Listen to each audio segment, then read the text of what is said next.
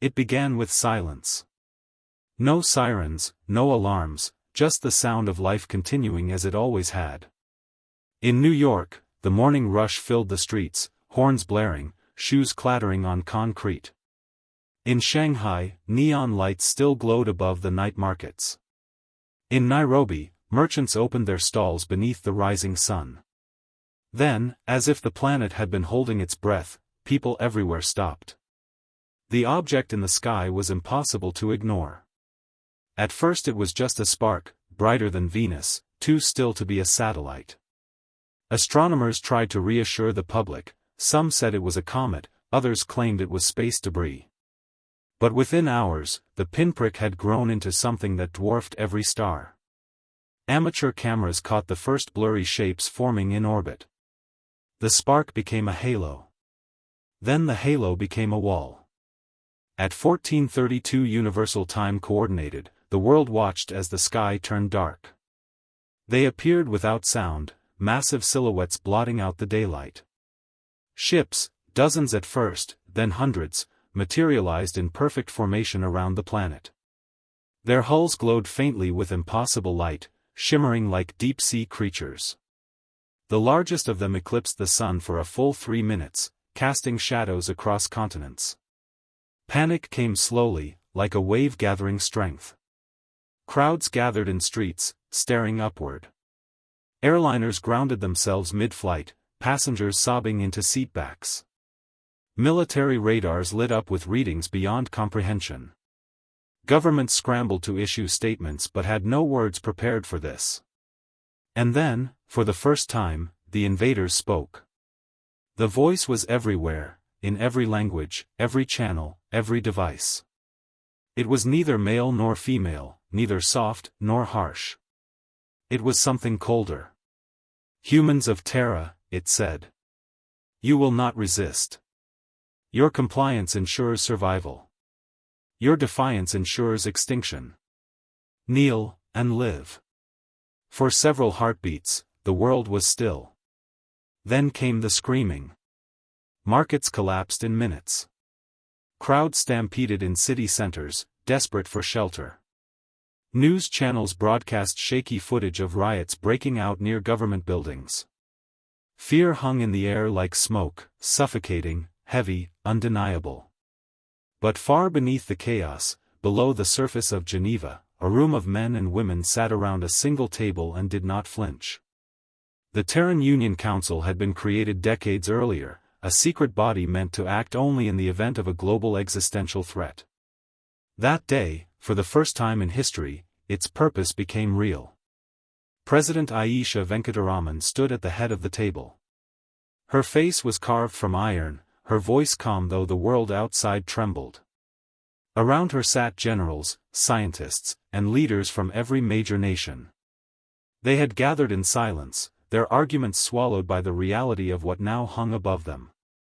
They think we will surrender, she said finally, her voice cutting through the tension like a blade. They think we are divided, weak, that because we war with each other, we cannot stand together. But they are wrong. They have not seen what we have built. They have not seen what we have become. She tapped the console in front of her. All across the room, holograms lit up, schematics of black, angular warships. Silos buried beneath deserts. Orbital platforms hidden among the stars. Things that had been whispered about only in the highest levels of government. Humanity's insurance policy. For decades, Earth had prepared for the day the sky would darken. In deserts, steel doors shuddered open, sand cascading away as hidden launch pads revealed themselves to the sun. On the ocean floor, camouflaged hangars rumbled, releasing black vessels that rose silently through the depths like sleeping leviathans.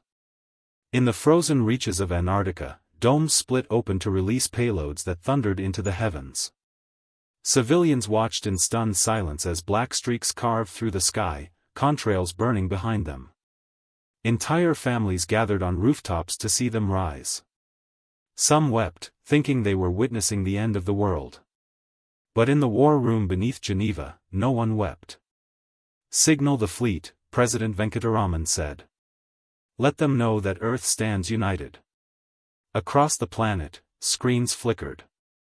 A single broadcast overrode every channel, showing the Terran flag, a circle of stars surrounding a blue and green world, before the message appeared in white letters.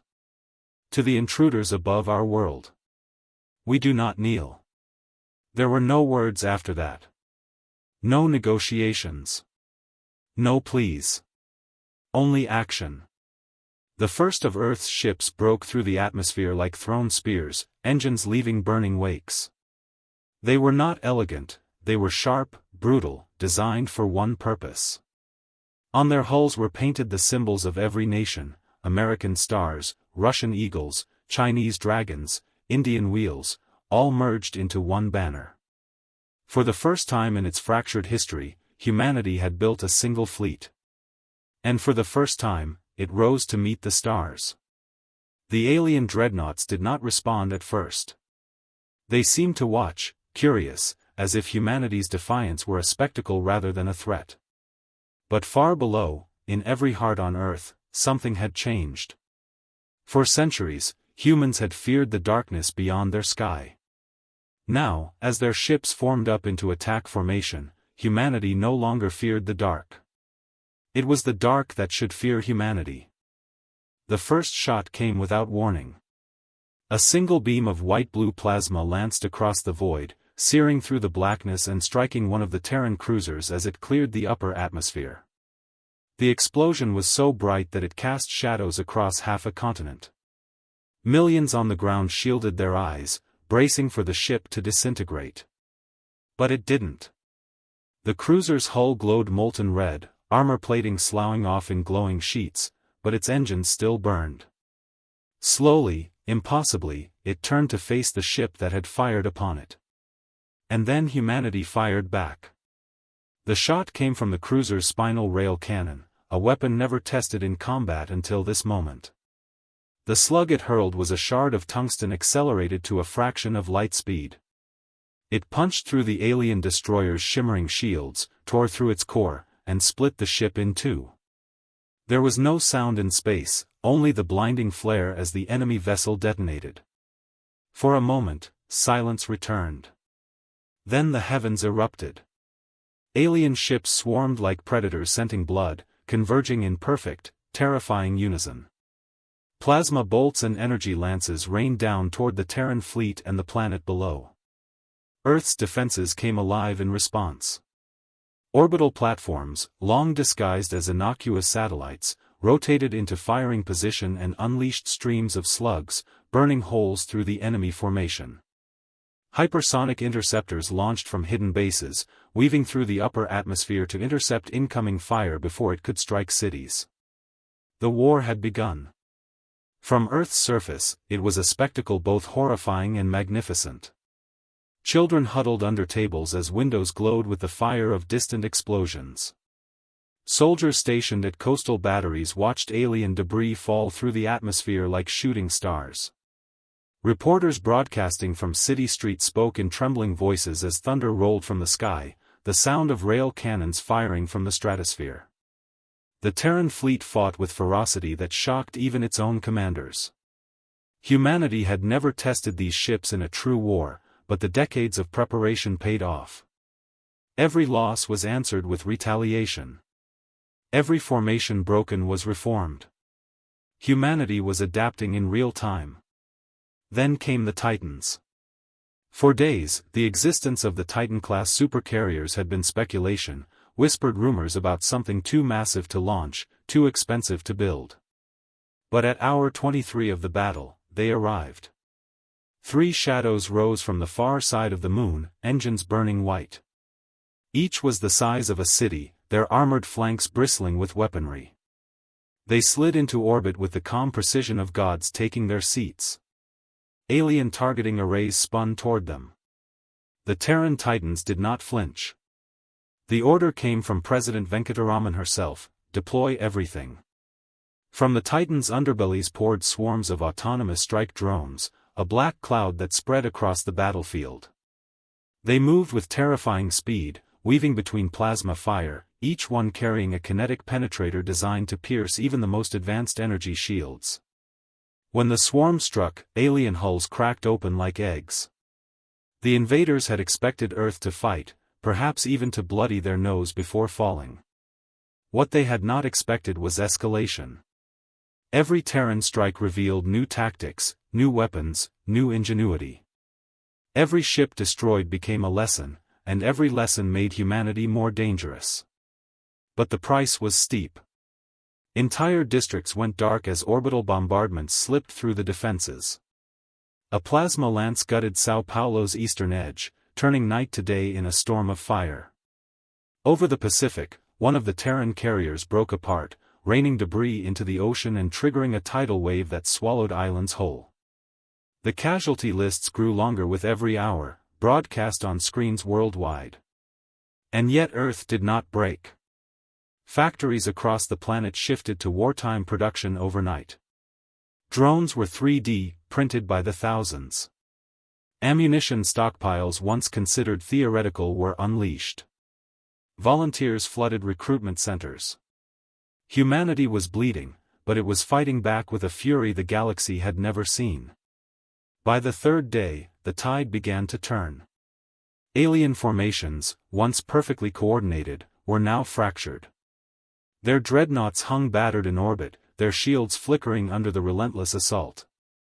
Terran rail platforms focused fire, one by one punching through the command ships that had directed the blockade. When the first alien flagship went dark, its massive frame slowly spinning into the void, the galaxy learned a terrible truth.